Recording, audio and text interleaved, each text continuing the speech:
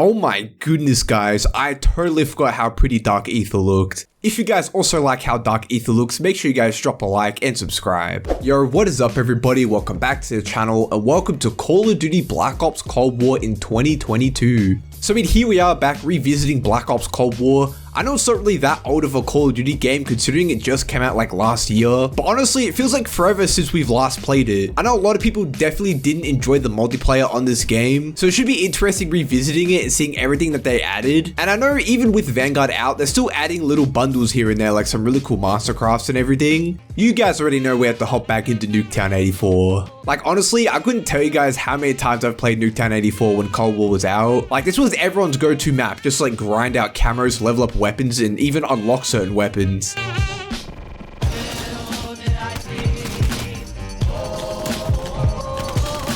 Now, like I said before, I know a lot of people didn't like Cold War's multiplayer. I know it plays a whole lot differently to how Warzone plays, especially since it's on like different engines and everything. So going from something like Warzone back to Cold War and everything, getting used to the engines every single time, it's definitely super annoying. But I'm not even gonna lie, like me personally, I didn't even mind Black Ops Cold War. Cause I mean, the cool thing with Cold War is that they added some really cool things. Like of course they introduced mastercrafts, they added the really cool operator skins. They also added reactive bundles and everything, like reactive weapons.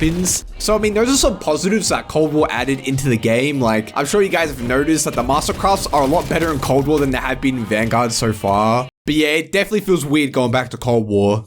Like you can't even tac sprint in this game. I'm so used to tac sprinting just on Warzone and in Vanguard in general. The fact that there's no tac sprint just throws me off completely. And like the gunplay also feels weird. I don't know, dude. I don't know if it's because I'm used to Warzone and Vanguard, but it just feels so weird. Like just look at this camo.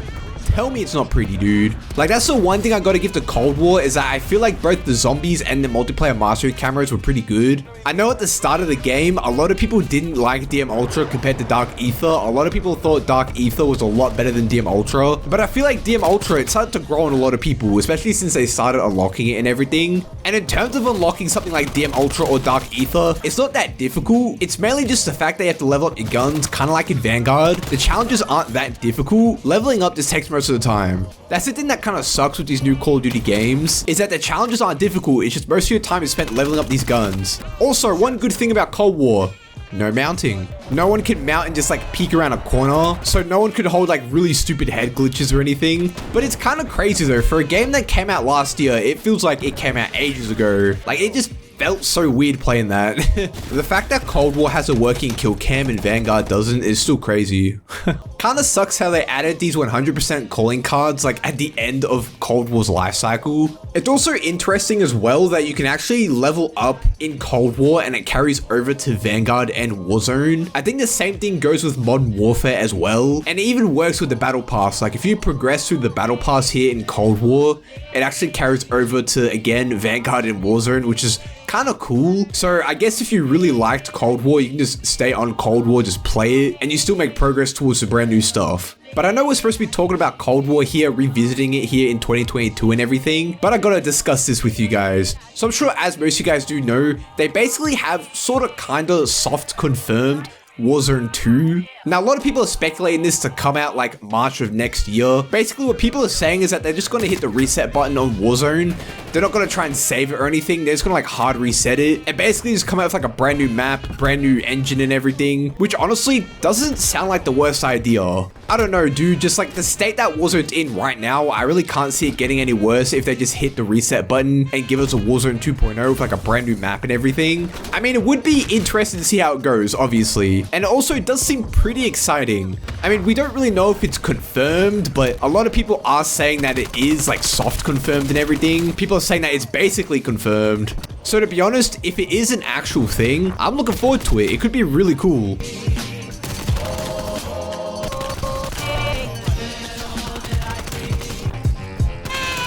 Dude, not having tac sprint always feels so weird. Like, I'm so used to tac sprinting and then like slide canceling. The fact that you can't even tac sprint throws me off. Like, you can still sort of slide cancel in this game. Obviously, it's not really as good as Vanguard or Warzone. It's so weird as well, using certain Cold War weapons that would be good in Warzone Using them in Cold War, knowing that they're not as good is so weird. Like using something like the Pharaoh or even like the MP5 just feels so weird. I'm also sure that Cold War introduced like those really cool operator skins. Like if I'm not mistaken, Cold War was the first game to introduce some really cool skins. So if you think about it, Cold War isn't that bad of a game in terms of like introducing everything. Again, like I said before, I know a lot of people really didn't like the multiplayer just because it played differently from Warzone, plus it was like super buggy and everything. But to be honest, if you compare Cold War to Vanguard, in my opinion, even though I do like Vanguard's multiplayer and how it plays more, I feel like it just had a lot more content. Like you look at Vanguard right now, people don't really play it. I mean, they do, but I feel like Cold War at the same time, like Cold War Season 1,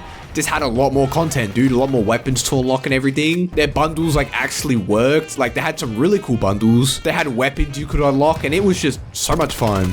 However, I do prefer the way Vanguard plays compared to Cold War. Like the different engines from Warzone just throws me off entirely. Some of these dudes play this game like it's Warzone. Like they try to jump challenge me. They try to drop shot. Some of them are even camping. It's nuts, dude. Like it's Nuketown. You're supposed to be dropping nukes or something.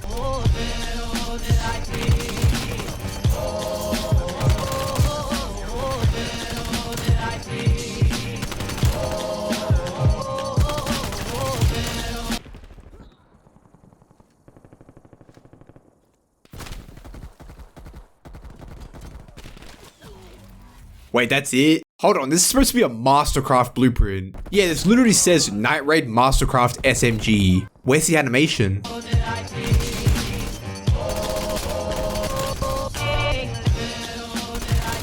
Yo, look how sick this reactive camera looks. That's the one really cool thing about reactives, dude. And one thing that I really did like is that you didn't have to go on a kill streak in order for your reactive to stay. Like you might get 3 kills, get eliminated, then get like 6, and then get eliminated, and you'll still have the camo stay, which is really cool. And some of the reactives will change color so drastically. Like some might go from green to like pink, which is crazy, but it looks cool. Hey buddy, what are you doing? I don't see a reason to just crouch there. Honestly, I don't see any reason to crouch there. Look how awesome this looks. I'm telling you, the way that the reactives change is insane. Why, dude? Why? Why are you camping there? The hard point is on the other side of the map. I mean, this game just feels weird. Like, it's definitely the engine that's played on. Because like I said before, the engine's different compared to Vanguard, but like, it just feels weird. But I'm surprised I haven't asked this already. What do you guys think about Black Ops Cold War? Do you guys like it? Do you guys dislike it? Now, I'm sure as most of you guys know, I mainly just played zombies. Zombies on Cold War, a lot of people would argue that it's one of the best zombies hands down. Like the way it plays and everything. Like it was one of the first Call of Duty Zombies games I played. It was also the first mastery camera I got in any Call of Duty, which of course it was Dark Aether. And I mean, to be honest, zombies only had like a few downsides to it. I think I'm gonna regret this, but I want to try meleeing this game.